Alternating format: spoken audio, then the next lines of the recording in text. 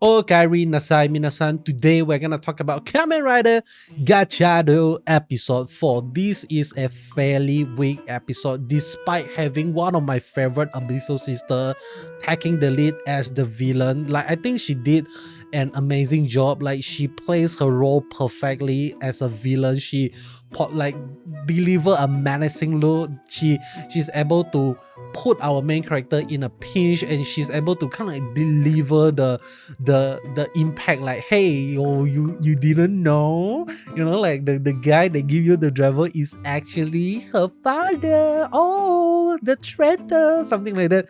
I felt like Lakesi, the actress of Lakesi, play her role perfectly to perfection. But I just felt like a few things in this episode that really makes the entire episode fell flat is firstly Houtarou's actor, and secondly is the way they write the story. So I just want to focus on Houtarou's actor first, because Houtarou's character itself, let's talk about the actors first. Let's talk about the character that Houtarou is supposed to be. He's supposed to be someone that is kind of similar to Keiwa. When we watch Kamen Rider Geats, we know Keiwa is not gonna be the super Kamen Rider that is able to fight every single episode. He's definitely gonna be like have his clumsy moment. He's supposed to be funny, clumsy, and very like, how do I say, it's like kind of like a lovable idiot, something like that.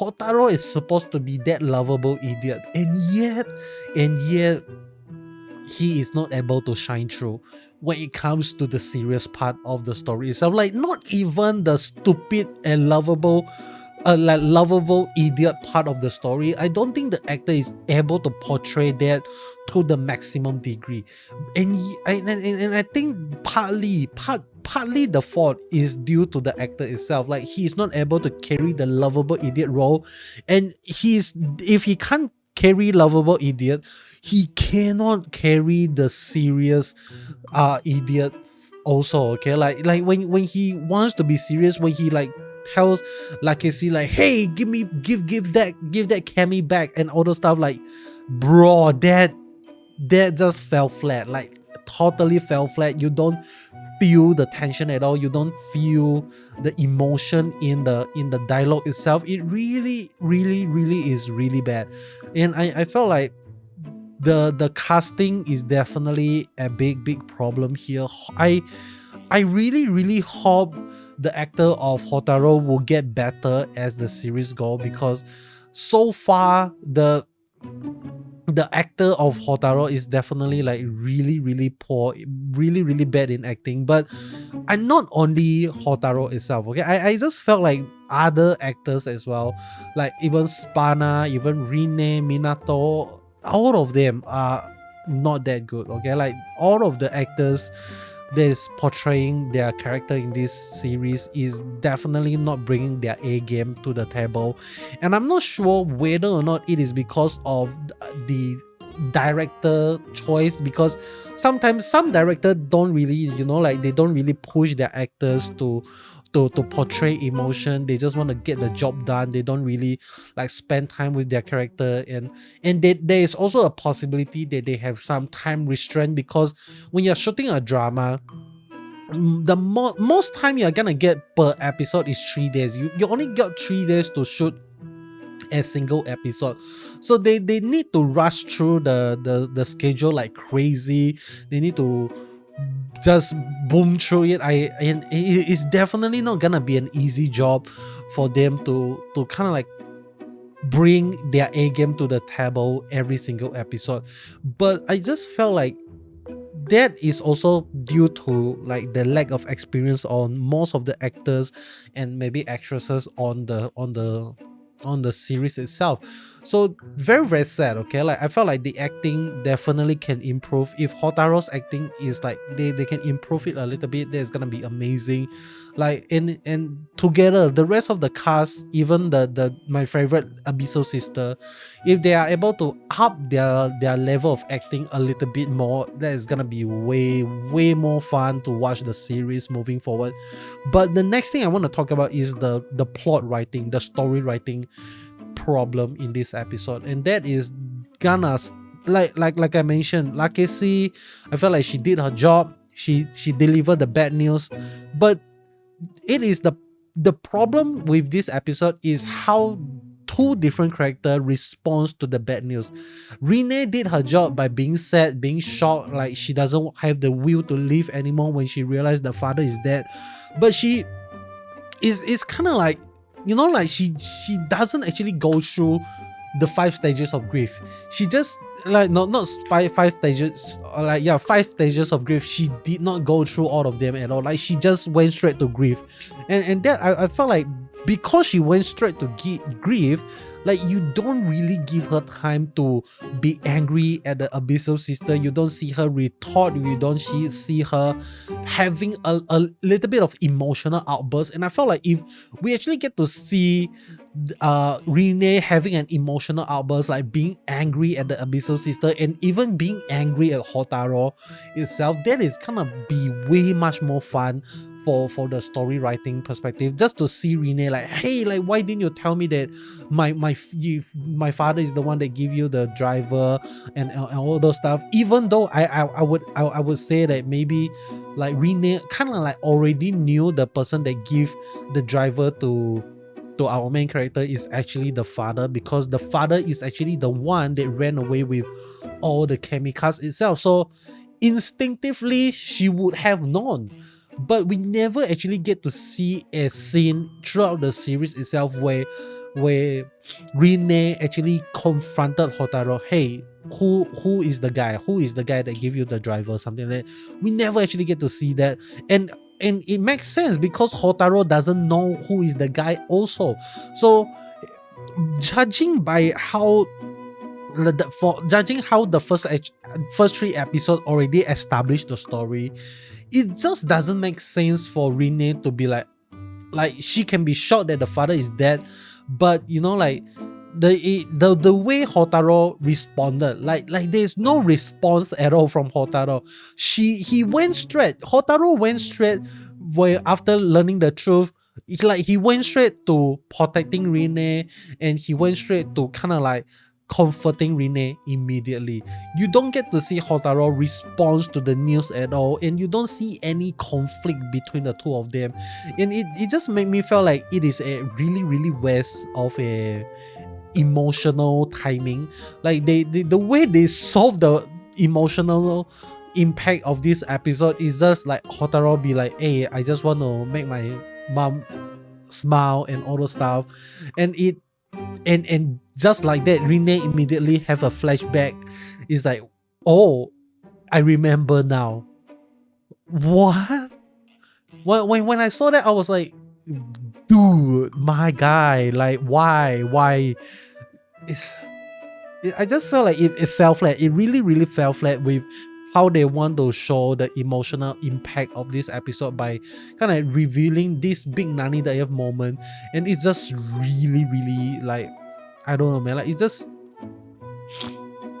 I just felt like the writer can definitely do a better job in writing the story. I'm not a writer, but if I were to give my 2 cents, I already told you what I would do.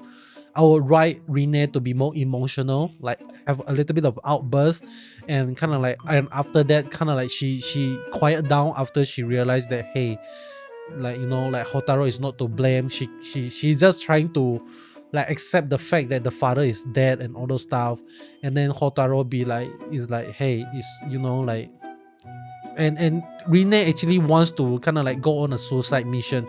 Like if we actually get to see Rinne acting upon that, and Houtarou is the one that actually stopped her and telling her the story, like, hey, what is your dream? Remember your dream, you know, don't give up your life because of this, something like that.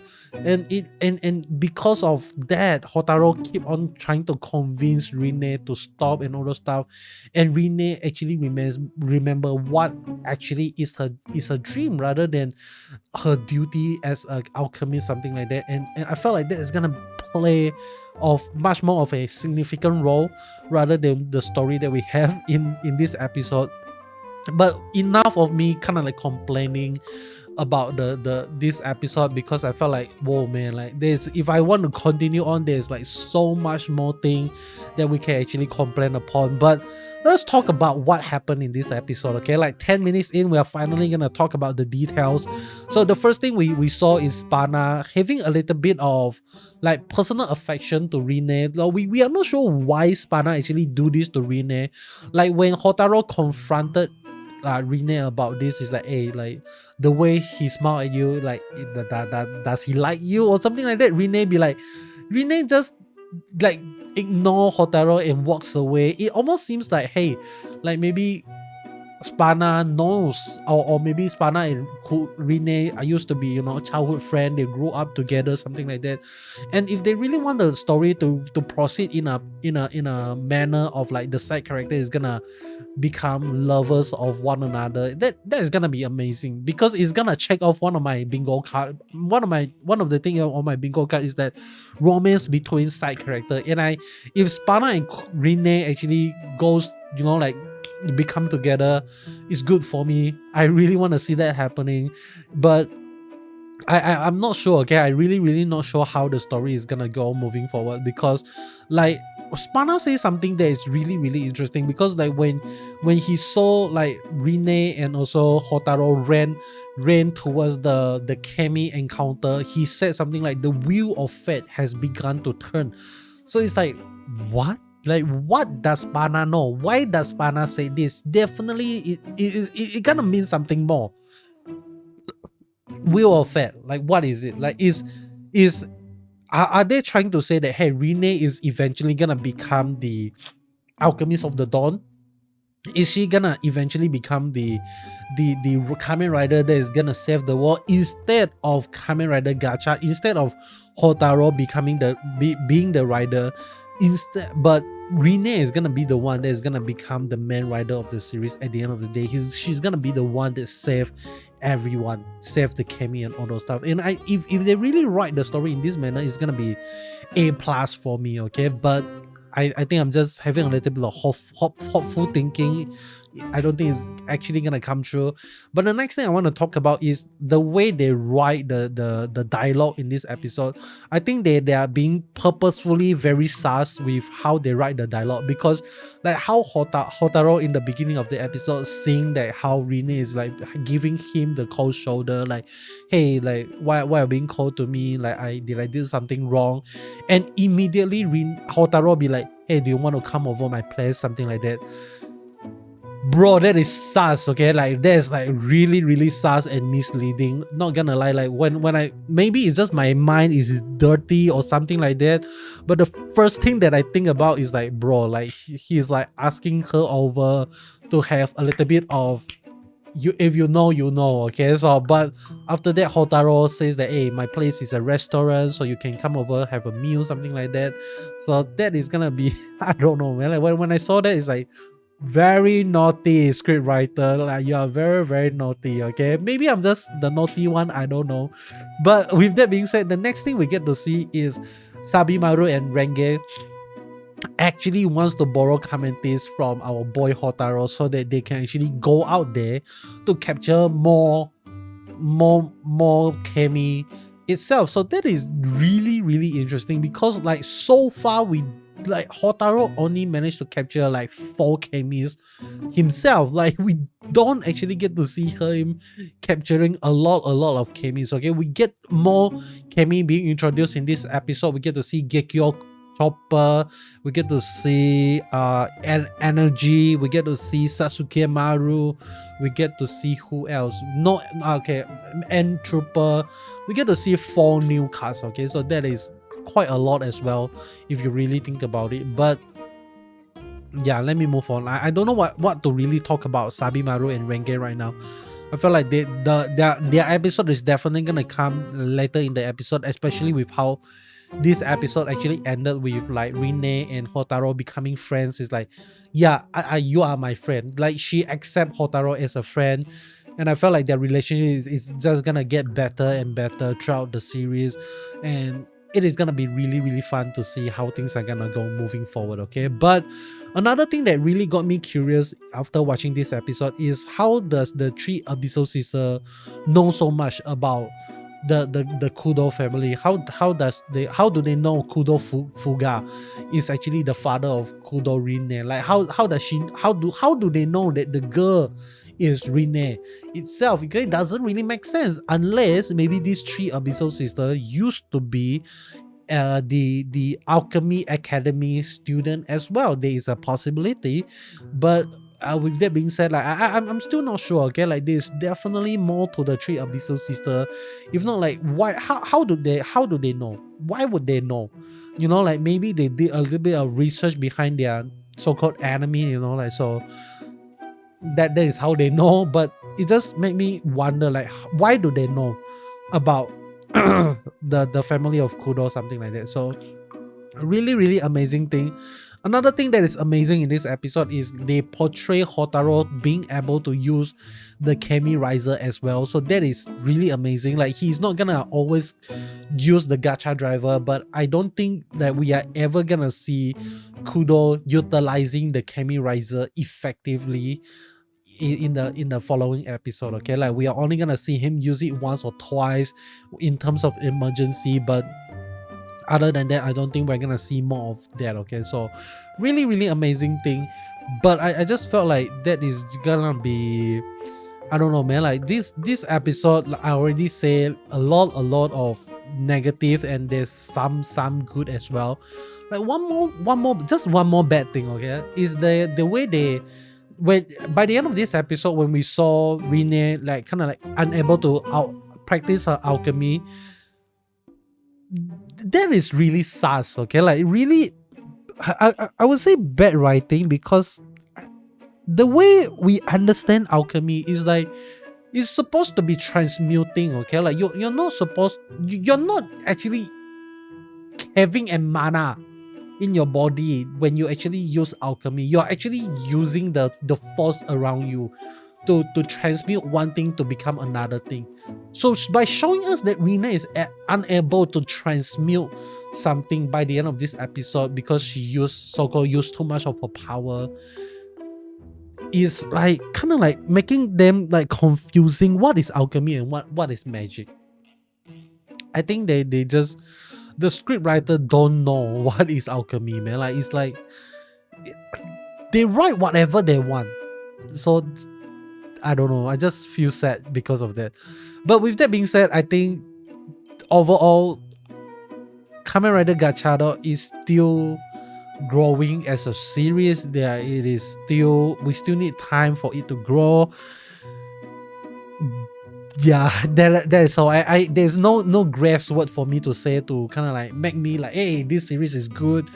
Like, yeah, I don't know. Like if you are looking for a video that, you know, like being excited for Gotchard, this is not the video. But I'm still really excited to see where the story goes, even though the acting is a little bit subpar, and also the story writing can be a little bit better, but in the overarching story it is still interesting. Okay, so with that being said, that is all from me. If you like what you see, you know what to do. Subscribe, and if you made it this far into the video, one special word for you to comment in the comment section below to let me know you finished the video, and that is gonna be Hot Wheels. Why Hot Wheels? Because we get to see a really interesting scene at the end of this episode where Rinne sit on top of the mad wheels. I don't know what is that form actually called, like pilot's wheel maybe.